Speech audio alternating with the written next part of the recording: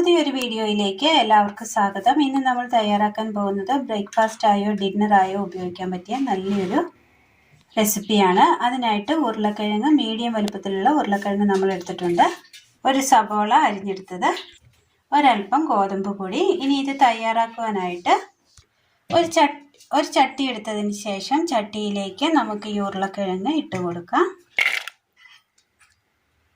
ഉരുളക്കിഴങ്ങ് ഇട്ട് കൊടുത്തിട്ടുണ്ട്. ഇനി ഇതിലേക്ക് ഒരൽപ്പം വെള്ളം ഒഴിച്ചു കൊടുക്കാം. വേകുവാൻ ആവശ്യമായ വെള്ളം മാത്രം ഒഴിച്ചു കൊടുത്താൽ മതി. ഇനി ഇത് നന്നായി ഒന്ന് വേവിച്ചെടുക്കാം. ഉരുളക്കിഴങ്ങ് ഒന്ന് വെന്ത് വരുന്ന സമയം ഒരു പാത്രം എടുത്തതിന് ശേഷം അതിലേക്ക് ഗോതമ്പ് പൊടി ഇട്ട് കൊടുക്കാം. ഒരു ബൗൾ കൂടി ഇട്ട് കൊടുക്കാം. 2 ബൗള് ഗോതമ്പ് പൊടി എടുത്തിട്ടുണ്ട്. ഇതിലേക്ക് ആവശ്യമായ ഉപ്പ്,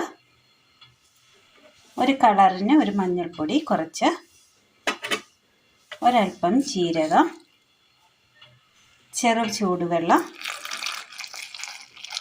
നന്നായി ഒന്ന് മിക്സ് ചെയ്തെടുക്കാം. ചപ്പാത്തി മാവ് കുഴയ്ക്കുന്നത് പോലെ ഒന്ന് കുഴച്ചെടുക്കാം. ഒന്ന് കുഴച്ചെടുത്തിട്ടുണ്ട്.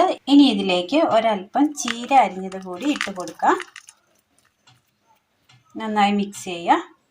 നന്നായി ഒന്ന് കുഴച്ചെടുത്തിട്ടുണ്ട്. ഇനി ഇത് നമുക്കൊരു 15 മിനിറ്റ് നേരം ഒന്ന് മൂടി വെക്കാം. അടുപ്പത്ത് പാൻ വെച്ച് കൊടുത്തതിന് ശേഷം എണ്ണ ഒഴിച്ചു കൊടുക്കാം.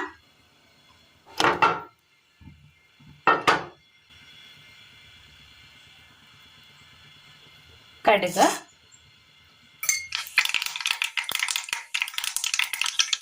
സവോള അരിഞ്ഞത്,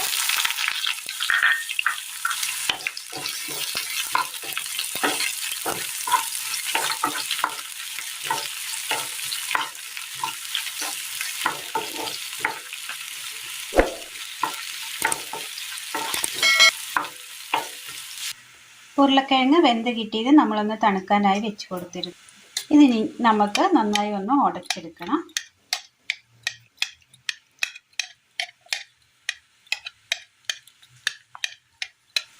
ഇതുപോലെ ഒന്ന് ഉടച്ചെടുത്തിട്ടുണ്ട്. സവോള ഒന്ന് വാടി കിട്ടിയിട്ടുണ്ട്. ഇതിലേക്ക് നമുക്ക് ചീര കൂടി ഇട്ട് കൊടുക്കാം.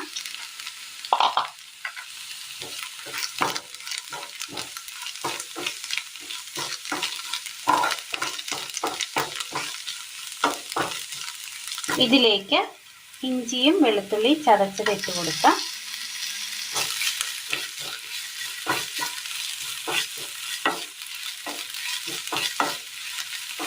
മല്ലിപ്പൊടി, മുളക് പൊടി, മഞ്ഞൾപ്പൊടി,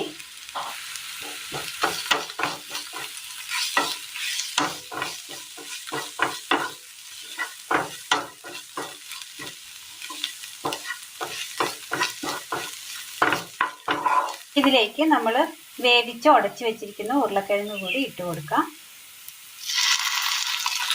മിക്സ് ചെയ്യാം.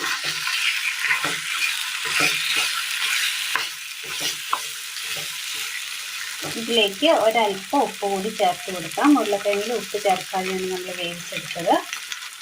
അതുകൊണ്ട് മസാലയ്ക്ക് ആവശ്യമായ ഉപ്പ് കൂടി ചേർത്ത് കൊടുക്കണം.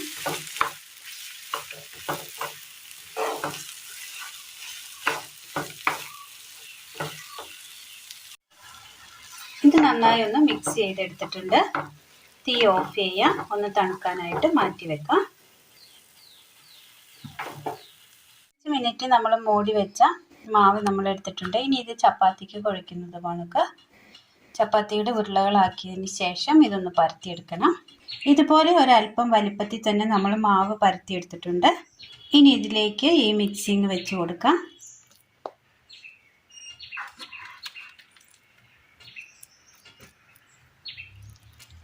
നിരത്തി കൊടുക്കണം.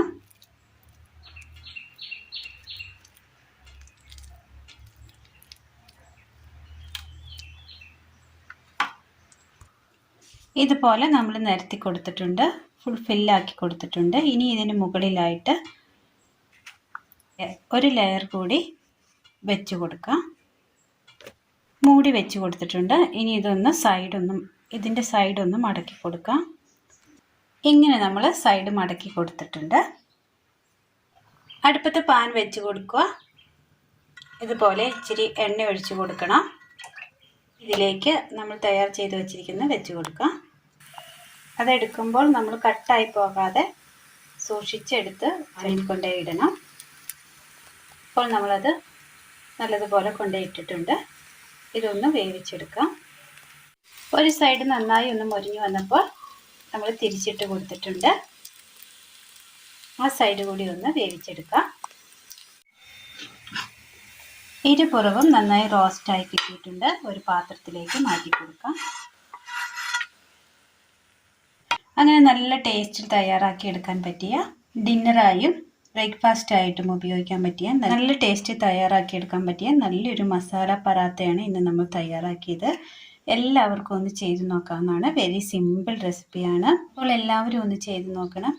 വീഡിയോയെക്കുറിച്ചുള്ള അഭിപ്രായങ്ങൾ കമൻറ്റ് ബോക്സിൽ അറിയിക്കുവാൻ മറക്കരുത്. അപ്പോൾ ഇന്നത്തെ വീഡിയോ എല്ലാവർക്കും ഇഷ്ടമായി എന്ന് വിചാരിക്കുന്നു. ഇഷ്ടമായ ലൈക്ക് ചെയ്യാനും ഷെയർ ചെയ്യാനും സബ്സ്ക്രൈബ് ചെയ്യാനും മറക്കരുത്. താങ്ക്